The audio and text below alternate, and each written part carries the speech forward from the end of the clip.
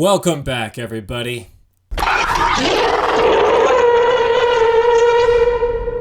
Right now we are going over day 6 through day 10 of Spooktober.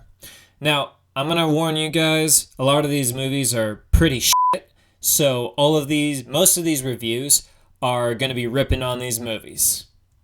Enjoy! Wanna talk tough movies? Here's a superhero with the biggest pair of all. You looking for me? Elvira, Mistress of the Dark came out in 1988. And honestly, what the hell is this movie? So, Elvira, one of her things or movies has been on my list to watch for a very long time. Not for the obvious reason, but because I knew that she was famous in the horror community. I just didn't really know why. I mean, I think I heard that she was like a host of like a show that just had a bunch of horror movies on it and she'd just like talk about it. But I hadn't seen any of her movies or even the show that she hosted.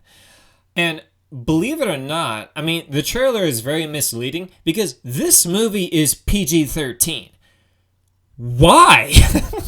I mean, it seems like really the more of the audience of this movie is definitely adult, but it's not. I guess it just came out during that weird time period where a lot of weird, kind of very, very mature movies were PG-13. I mean, a lot of this movie kind of reminds you of Austin Powers. Do I make you Randy? Yeah. No, my friend. You make me laugh. She, on the other hand, I mean, yeah. Let's just say yeah. But there's a huge difference between Austin Powers and this movie. Austin Powers obviously has a lot of dirty jokes and a lot of dirty puns, and the main character is a womanizer and whatnot. But they also had other jokes. Use that bazooka! No! No! This entire movie is just one long dirty pun. But if they ever ask about me, tell them I was more than just a great set of... The whole time you're going through this, I'm like, this is a feature-length film? Gosh. Honestly, the best thing to come out of this movie is the fact that because I watched the first one, there's a sequel that came out like 13 years later, and now I'm going to have to watch that because apparently the reviews on that is better. So I'm assuming that is much more of a movie than this movie is. For f***'s sake. Oh, Elvira.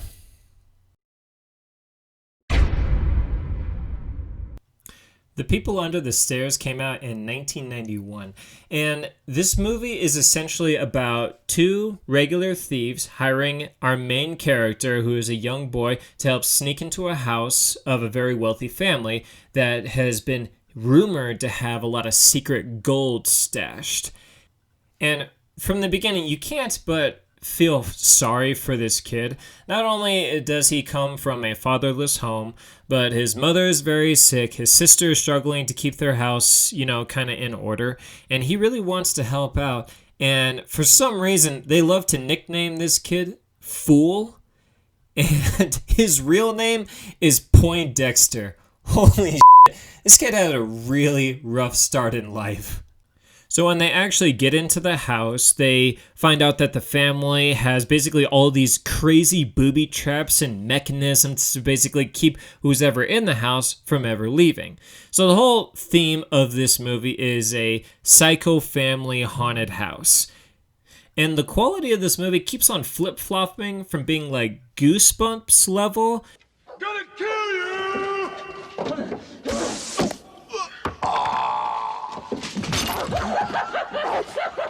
And then, Are You Afraid of the Dark? I don't want to kill you, but I will because I don't like you much anyway. And even sometimes Tales from the Crypt.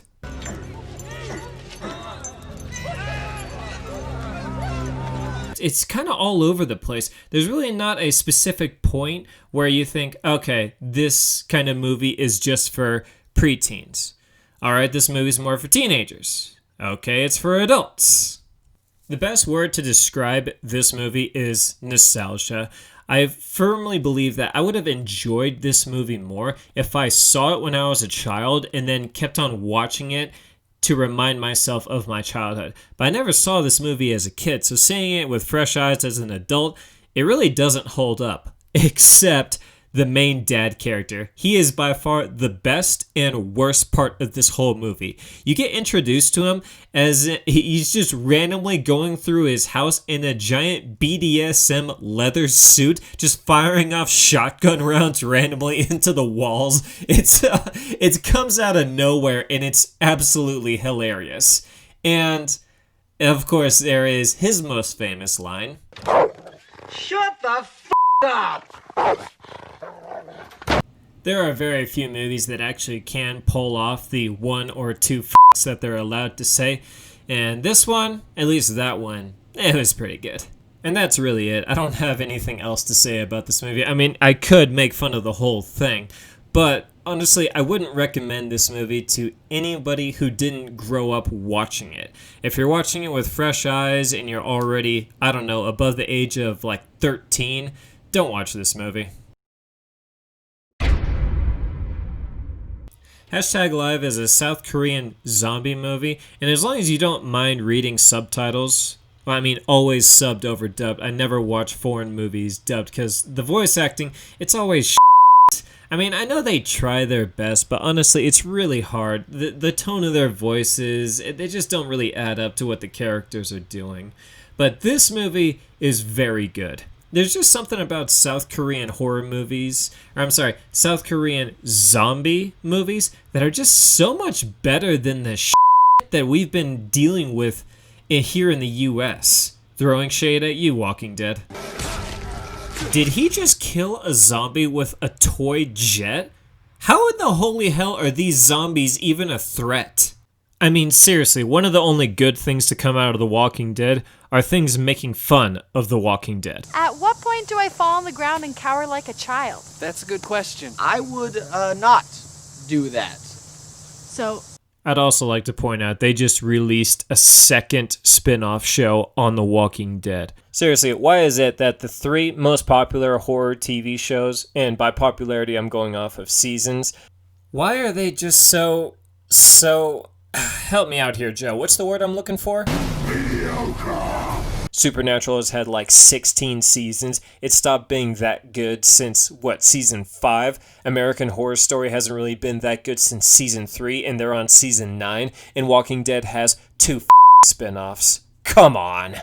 Sorry for that sidetrack. I've had that built up within me since, I don't know, like season 5 of The Walking Dead when I just said, it, I'm done. If I were to offer any kind of criticism of this movie, it seems like the zombies' intelligence, it kind of is sometimes all over the place. Sometimes they seem really dumb and mindless, but like super fast and scary and shit.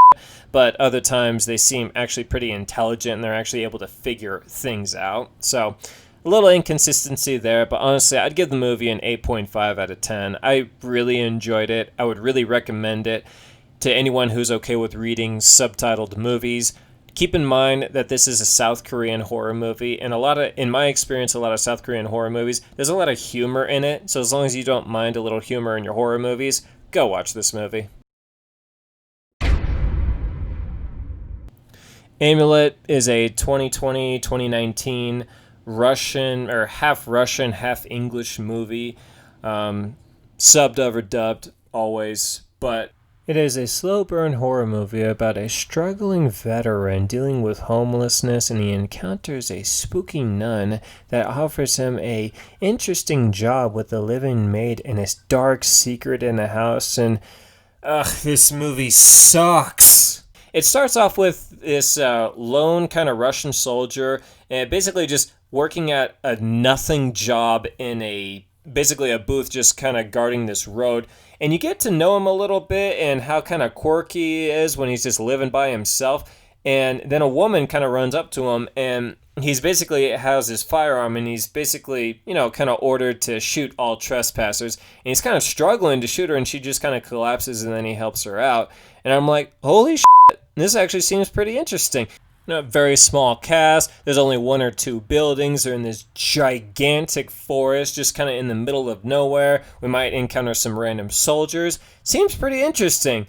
Oh, and then he wakes up several months later, and then the real movie starts. What a f***ing disappointment. This movie could have been so much better if they just didn't do the jump ahead of time. The movie's a slow burn. It's all about like the essence of evil being contained.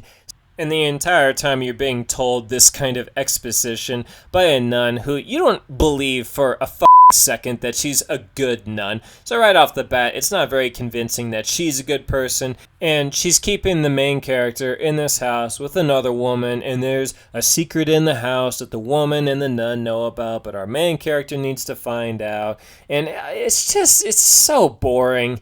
There is just not much going on, and even when you find out the cool kind of twist ending, you just don't really care that much. You really don't.